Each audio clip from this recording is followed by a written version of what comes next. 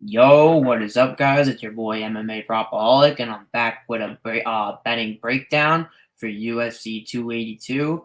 And yeah, guys, I'm gonna break down all my bets that I took and why I took them and why I think they're all gonna hit. I'm gonna go from my bet MMA tips account though, so I'm gonna go from bottom. I'm gonna go from top to bottom. So my first bet of the night, I have 0.70 units on TJ Brown money line at minus 105. I just think Brown's all around the better fighter. I think he has the better wrestling. He has more experience, and he's dealt with karate style fighters before. So if Brown is able to stop the leg kicks early and he's able to get the pressure going, and if Brown, like I said earlier in my breakdown earlier this week, like with TJ Brown and Eric Silva, I made it very clear for TJ Brown to not stick his neck anywhere where it's not supposed to be, because if he does that, guys, it's the only way I see him losing. I don't see him losing a striking battle to Silva. I really don't like Silva striking. I think it's honestly very overrated. Silva's 35 years old, guys. He has 10 professional fights in 6 years. Like, this is, for me to even say this is the toughest matchup of Eric Silva's career and it's TJ Brown, it's just true. And I think people are fading this price tag because TJ Brown's last fight, which he fought a guy with over 46 professional fights. So you're giving me TJ Brown at like minus 105. Yeah, I'm gonna scream. Yeah, I'm gonna probably punch shit, but minus 105, guys, I had to take the shot, especially after how I saw on the tape. I just think Brown is gonna I if Brown doesn't get his back taken, guys, or he stops the calf kicks early, he's gonna fucking maul Eric Silva, guys. Like he is going to look minus 400 in there if he stops the calf kicks early and gets him down in the first round. And I think Brown's cardio will come back better than ever, too, guys. He's had 3 straight fights going to decision, guys. So if you have that happening, and Eric Silva, who only has 3 fights going to decision, and all those fights were in like 2015, 2014. So yeah, guys, TJ Brown money line, first bet in the night for 0.70 units, minus 105. On to the second bet I have on the card. It's actually a 2-leg parlay at minus 133. I have the Ankalaev fight to start round 2 at minus 400. And I have the Paddy Pimblett versus Jared Gordon fight to start round 2 at minus 250. Yeah, guys. I just think Ankalaev and Blachowicz are gonna feel out each other's power very early. They're both gonna maintain distance. And just like Jared Gordon, guys, if you guys go to Jared Gordon's career, he's only been finished twice in the first round, and that's by Charles Oliveira and Diego Ferreira, who are both killers, and they both have way more power, and I think they have a better submission game than Paddy Pimblett. But Paddy Pimblett lost the first round in his last fight, guys, to Jordan Levitt, and Paddy Pimblett, it really isn't like a fast starter, guys. Like the guys he's beaten in round 1 are nothing compared to what he's facing in Gordon, and Gordon's extremely durable, guys. So if he took Grant Dawson 3 rounds to finish Jared Gordon, with the way Grant Dawson was pushing the pace on Gordon, I don't see how Pimblett even gets him out of there in round 1. And guys, if Jared Gordon finished him in round 1, I would be extremely stunned, as all of us in the community would be. So I have that parlay, that fight start round 2 parlay at minus 133 for 1.33 units to win a unit. On to the next bet, guys. I have the Ilya Tapora Bryce Mitchell fight to end by submission at plus 265 for 0.31 units. Yeah, guys, I had to take the shot on this. Plus 265 is wild. Like, this fight is going to hit the ground. And people who are just saying that Taporia is going to maul Bryce Mitchell on the feet, that's not going to happen. Bryce Mitchell is not a bad striker whatsoever. The only thing that stuck out, the thing that really stuck out to me, guys, was like the amount of bad spots that both of these guys put themselves in on the ground. Like, I feel like one of them is going to get a submission, and you're getting plus 265 with such 2 high-level grapplers on the ground, and you know this fight's going to hit the ground, and, like, Bryce Mitchell, who can get any sort of submission that he wants, like twisters, rear naked chokes, arm bars, platas, like, this guy can get anything on you, and Taporia has a nasty submission game also, and was in bad spots against Zalal. Like, Zalal is a white belt, guys. He is nothing compared to what Bryce Mitchell is going to bring, so yeah, guys, plus 265. I took a little stab at it just because of like this fight's gonna hit the ground. I would be stunned, because I do think Taporia is going to engage grappling with him, And I damn well know it's not a in grappling. So yeah, guys, plus 265.31 units on that fight to end by submission. My fourth play of the night, sorry guys, is the Rosenstrike versus Dawkins under 1.5. I got it early in the week at minus 135. I put 1.02 units on it. Yeah, guys, like Dawkins has only seen round two twice. He got finished by blades early, and Dawkins like both are just Rosenstrike's power is ridiculous, and like I've been hearing all week that Chris Dawkins actually wants to go down to 205. Like I don't know why you're talking about that the week of fighting Rosenstrike. Like to me, like I just think Rosenstrike's gonna clean him, and Chris Dawkins just has no striking defense, and like neither does Rosenstrike. So I really do think this fight ends in the first round. I think someone really lands a big shot, but minus 135 guys, I had to take the shot. I only did go 1.02 units on it because I don't really like taking over under 1.5s, but this one was just I took it at opening odds just because I really love the price tag on it. You guys can get that under 1.5 at best price. Let me check. I think you guys can get that on specified odds is not loading for me. Um yeah, Pinnacle actually has the best at minus 153.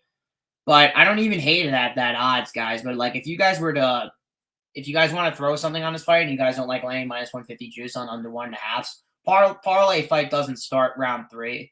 I like that as a parlay piece as well because the fight doesn't go as minus 550. I mean, I think the fight ends inside the distance, but like you guys don't want to be getting comfortable parlaying minus 550 because God forbid, guys, it's just not healthy to do that. On to my fifth bet of the night. I have the Shabazian versus Dolce fight to end by KO at minus 139 on Bet Rivers for 1.2 units. And I was just starstruck with this line, guys. These two are gonna swing and bang. I see lots of people taking the Shabazian sub prop. Yeah, I don't hate it, but like, how does Shabazian even get his fucking hands around Dolce's neck? Like, Dolce doesn't have a neck, guys. Like, he literally like, and you're taking that fight to end by KO and my like guys, I'm telling you right now, why the hell would both of them even engage grappling as if both of them have shitty gas tanks? So if one of them engage the grappling, they're just gonna lose cardio and they're putting themselves in more of a threat to get knocked out. So like I think this fight really plays down on the feet for 15 minutes. I don't really think it hits the ground. Because the Dalter just tries to grapple again. I mean, he's gonna gas himself out and I think Shabazian is gonna knock this guy's shit out. I think he's gonna clean Dolce, but like I went pretty safe on it and took the fight down by KO because every single punch that Dolce throws is power ending intentions, and if you work him in the body, you are going to slow him down, and he will give up and he will show weakness. Because he has showed weakness in lots of third rounds when he's went to the third round. So another sneaky prop I could see like. Maybe Shabazian round 2 KO. I really like. I even like the round 3 KO if you take round 3 too. But yeah, guys, I got fight them by KO for 1.2 units at minus 139. Three more bets that I'm gonna discuss. Yeah, this one I snagged the under 2.5. I didn't go too crazy on it because I didn't take the fight previous to taking the plus 165, and then I taped it and I got pretty mad.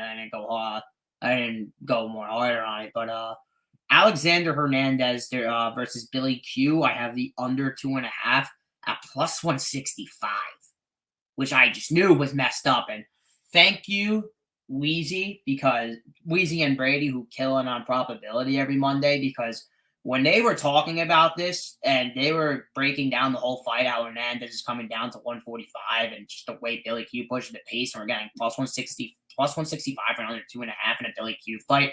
I took a 0.3 unit shot, guys, and I finished the tape and got really mad I did not go. I honestly, guys, if I watched the tape and I saw the line, I probably would have slammed the unit.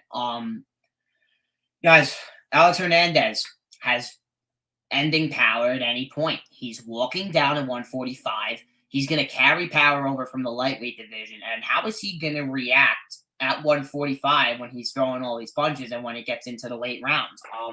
I don't think he's going to react well, guys, and just the pace that Billy Q pushes. And if you have an over 2.5 in a Billy Q fight, you are going to be shitting your pants every second of it because that man pushes a relentless pace.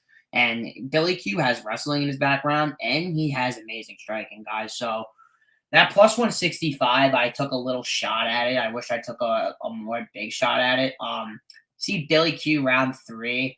A lot of people are on it, and I do not blame you at all. But just know, man, that if Hernandez doesn't gas out and Hernandez has that power, man, it could be a sweaty one. But yeah, guys, under 2.5 at plus 165. Best line you can get is plus 120 on Caesars. I don't hate that. If you're just gonna take the under 2.5, I would honestly just take the fight doesn't go. I think FanDuel has like plus 10. I think FanDuel had like plus 102. But I think the best line you can get on that is like minus 105, which I honestly still really like. So yeah, guys, under 2.5 at plus 165 for 0.3 units. My second to last bet on the card.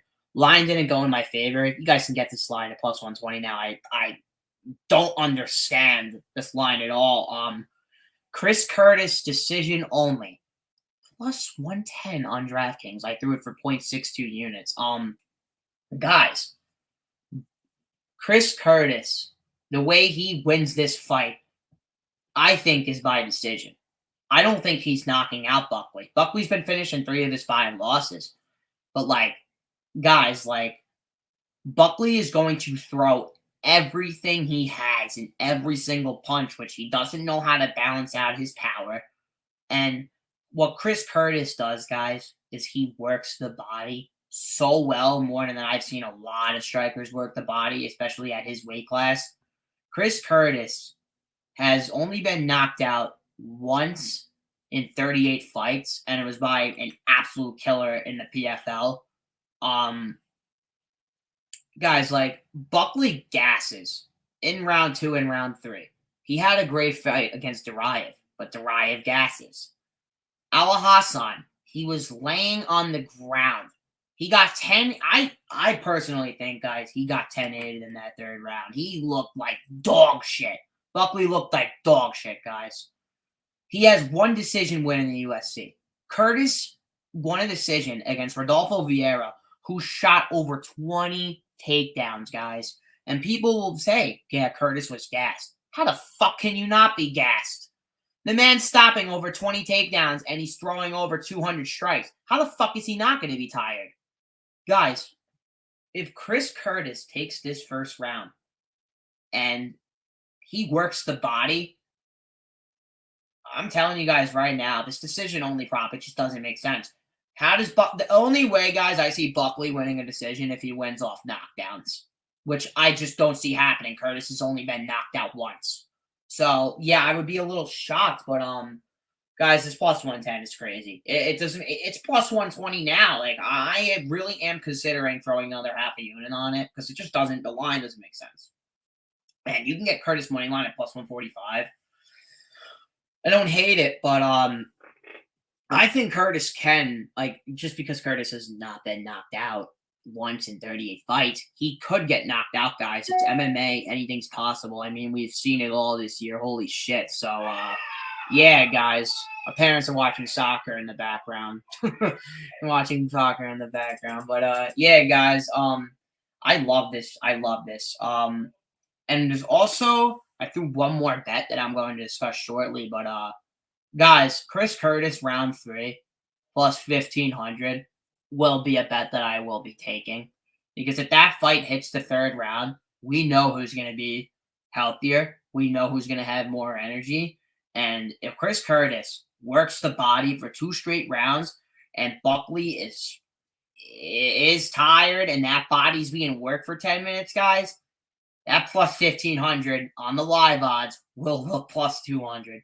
But I'll tell you guys right now, Curtis gets his finishes late. He's not a person to get 1st round finishes, and he loves to counterpunch you. So, yeah, guys, he works that body. He's getting that 3rd round finish. So, yeah, guys, So the Chris Curtis decision only prop I got for 0.62 units at plus 110. And I'm probably going to put 0.10 units on Chris Curtis round 3. And I might even throw Chris Curtis round 2 in there too at plus 950 on Bet Rivers. But yeah, guys, one more bet, and it's actually a parlay. I have the Cameron Simon versus Steven Koslow fight doesn't go to decision at minus 240. And I have the Rafa Garcia money line for next week at minus 127. I got this parlay at plus 154 on Bet Rivers, and I put 0.65 units on it. I just don't see how. I mean, guys, I was gonna slam this. The Cameron fight doesn't go to decision. If I got minus 200 odds, I was gonna probably max bet it. It would have been my first max bet and probably my only max bet of the year.